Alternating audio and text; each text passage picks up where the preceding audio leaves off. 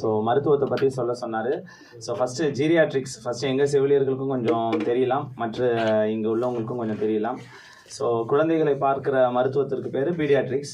அதற்கு இந்த ஸ்கூல்லலாம் ஆப்போசிட்ஸ் எழுத சொல்லுவாங்களே, ஸ்மாலு, பிக்கு, லவ், ஹெட்டு, அது மாதிரி பீடியாட்ரிக்ஸ்க்கு ஆப்போசிட் வந்து ஜீரியாட்ரிக்ஸ், முதுமை நல மருத்துவம். அதில் ஒரு ஸ்பெஷாலிட்டி என்னன்னா, ஆசிய கண்டம்னு பயப்படாதீங்க, ஆசிய கான்டினென்ட்டுக்கு முதல்லையே ஜீரியாட்ரிக்ஸ் அப்படிங்கிற ஒரு படிப்பை நம்ம இந்தியாவிலேருந்து, அதுவும் தமிழ்நாட்டிலேருந்து, அதுவும் ஈரோட்லேருந்து, அதுவும் ஒரு சின்ன வில்லேஜ்லேருந்து, அந்தியூர் பக்கத்தில் ஒரு வில்லேஜில் பத்மஸ்ரீ வாசே நடராஜன் ஐயா அவர்கள் நம்ம இந்தியாவுக்கு பெருமை சேர்க்கிற வகையில் முதல்ல படித்து 1978ஆம் ஆண்டில் பிரெயின் ட்ரெயின்லாம் அதிகமாக ஆய்கொண்டிருந்த ஒரு காலகட்டத்தில் யூகேக்கு போய் படித்து திரும்ப பிடிச்ச ஃப்ளைட்லேயே ரிட்டர்ன் வந்துட்டார். படித்து முடிச்சு இந்தியாவில் மெட்ராஸ் மெடிக்கல் காலேஜில் ஜீரியாட்ரிக்ஸ் வார்டை துவங்கி இன்னைக்கு ஆலமரமாக வளர்ந்து கிண்டியில் நேஷனல் இன்ஸ்டியூட் ஆஃப் ஏஜிங் அப்படின்னு இப்போ சமீபத்தில் திறந்திருக்கிறத நீங்கள் கண்டு அறியலாம். ஸோ முதுமை அப்படிங்கிறத வந்து ஒரு பூங்காற்றா இருக்கணுங்கிறது தான் அவருடைய கனவு. அது பூங்காற்றா மாறல அப்படிங்கிறது தான் நிதர்சனமான உண்மை. காரணம் என்னன்னா, மனிதர்களுடைய 4 நிலைகளை மனிதர்கள் மறக்க தவறுறாங்க. ஸோ நான் இங்கே முட்டு வலிக்கு என்ன கொடுக்கலாம், சுகருக்கு என்ன சாப்பிடலாம், அதை பற்றிலாம் சொல்ல வர போகிறதில்ல. அதுக்கு எல்லாருமே யூடியூப்லேருந்து, ஆன்லைன் டாக்டர்லேருந்து, நேராக பார்க்குற டாக்டர்லேருந்து நிறைய டாக்டர் இருக்கிறாங்க. மனிதர்களுக்கான 4 நிலைகளை நாம் மறப்பதனால்தான் நமக்கு நிறைய வியாதிகள் வருது அப்படிங்கிறது தான் உண்மை. முதல் நிலை அப்படிங்கிறது கற்கும் நிலை. இந்த கற்கும் நிலை அப்படிங்கிறது ஏறத்தாழ இந்த குழந்தைகள்லாம் இருக்கிறாங்களே அந்த மாதிரி ஒரு நிலை. எந்த விதமான மனசிதைவுகள் ஏற்படுவதில்லை. அதாவது தொழில் சார்ந்து, பொருள் சார்ந்து, காமம் சார்ந்து ஒரு மனசிதைவு ஏற்படாததுனால ஏறத்தாழ இது பௌதிக பிரம்மச்சரியம் அப்படின்னு சொல்றாங்க. ஸோ அதனால தான் இளமையிலே கல் அப்படின்றாங்க. இன்னைக்கு இளமையிலே கல் ஆயிடுச்சு. அதனால தான் பிரச்சனை. ஸ்கூலில் போகிற பிள்ளைங்க ஹேண்ட்ஸு, கூலிப்ஸு இதெல்லாம் போகிறதுக்கு காரணம் பெரியவர்களும் பாதிச்சிருக்கிறாங்க. அதனால ஸோ இந்த குழந்தை பருவத்தில் நம்ம நல்லா படிக்கணும். அது படிக்க ரொம்ப தவறும். ரெண்டாவது வந்து படித்ததுலேருந்து வாழும் பருவம்.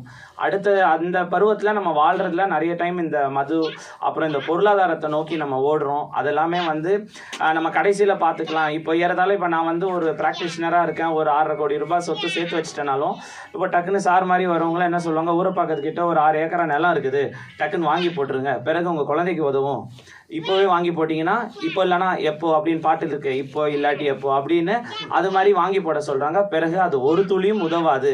அதுதான் வாழும் பருவம். 3வது பருவம் தான் வானப்பிரஸ்தம். அதாவது தன்னுடைய பொறுப்புகளை அதாவது இப்போ நான் வந்து என்னுடைய குழந்தை ஒரு திருமணம் ஆயிடுச்சு அப்படின்னு வச்சுக்கோங்களேன். அந்த குழந்தை திருமணம் ஆன பிறகு அதுக்கு ஒரு குழந்தை பிறக்கும் பொழுது தன்னுடைய பொறுப்புகளை ஒப்படைக்கணும். அறிவுரைகள் தேவையில்லாமல் கொடுக்கக்கூடாது. மொத்தம் உரிமை எடுக்கிற, சமைக்கிறதுலேருந்து, வீடை அடுக்கிறதுலேருந்து, வீடை பெருக்கிறதுலேருந்து எல்லா உரிமைகளும். அப்போ நான்லாம் எதுக்கு வேஸ்ட்டு கிடையாது. உங்களுடைய நேரம் முடிந்து விட்டது. அது பேர் தான் வானப்பிரஸ்தம் அப்படின்றது. அதாவது ஓய்வு பெற தயாராகும் நிலை.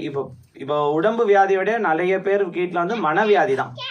பையன் பேசல, பையன் கல்யாணத்துக்கு முன்னாடி வேற மாதிரி இருந்தான், கல்யாணத்துக்கு அப்புறம் மாறிடுச்சு, வந்தவ சரியில்லை, வாய்ச்சது சரியில்லை அப்படின்னு ஏகப்பட்ட பிரச்சனை.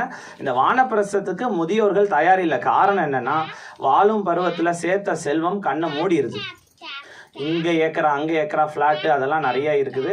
ஸோ அதுக்கப்புறம் இந்த 3 பருவம் எல்லா மனிதர்களுக்கும் நடக்கும். கடைசி பருவம் தான் முற்றுமாக ஓய்வு பெறுனர். இப்போலாம் முன்னாடிலாம் படத்தில் நம்ம நிறைய பார்ப்போம், சரஸ்வதி சபதம், இந்த திருவிளையாடலாம் துறவிகள் வருவாங்க.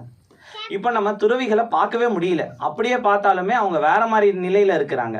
ஸோ அந்த துறவிகளை பற்றினா துறவி அப்படின்னா ஒரு காஃபிலேருந்து எல்லாமே முற்றுமாக விடுகிறது. இப்போ இந்த காசிக்கெல்லாம் போய் கொத்தவரங்க விட்டுட்டு வராங்க பாருங்க, சும்மா ஒரு ட்ரையலுக்கு.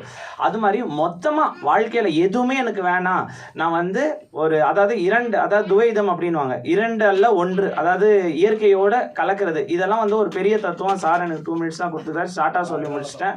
இந்த 4 பருவங்களை நம்ம புரிஞ்சுக்கிறது இல்லாததுனால தான் இந்த வியாதி. உழைப்புக்கேற்ற உணவு போய் இப்போ ஊதியத்துக்கேற்ற உணவு மாறிட்டு, அதனால உழைப்பு முன்னாடிலாம் வந்து ஒரு கம்பு கூழெல்லாம் சாப்பிட்டு நாள் முழுக்க கழனியில் வேலை செஞ்சாங்க. இன்னைக்கு நைட்டு தூங்கும் போதே காலையில் டிஃபனுக்கு என்ன பண்ணலான்னு ஊற வச்சிடுறாங்க. காலைல வாயில் அசைப்படும் போதே மத்தியானத்துக்கு சாப்பாடு ரெடி பண்ணிடுறாங்க. சாயந்தரம் காஃபி சாப்பிடும் போதே ஃப்ரிட்ஜில் இருக்கிற மாவை வெளியே எடுத்துட்டு சுந்தரியோட சீரியலில் இடைவேளையில் ஊற்றி கொடுத்துட்டு காஞ்சு பண்ண தோசையை வீட்டுக்கார் சாப்பிட்றாரா இல்லையான்னு பார்த்துட்டு அப்படியே வீடு திரும்புகிறாங்க. இதுதான் வியாதிகளுக்கான ஒரு ஸ்டார்டிங். இதோட நான் வந்து நன்றியும் தெரிவிச்சுக்கிறேன் நீங்கள் எங்களை அடித்ததுக்கு.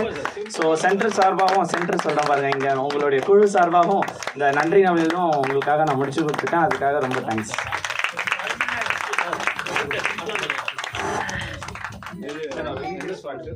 சார்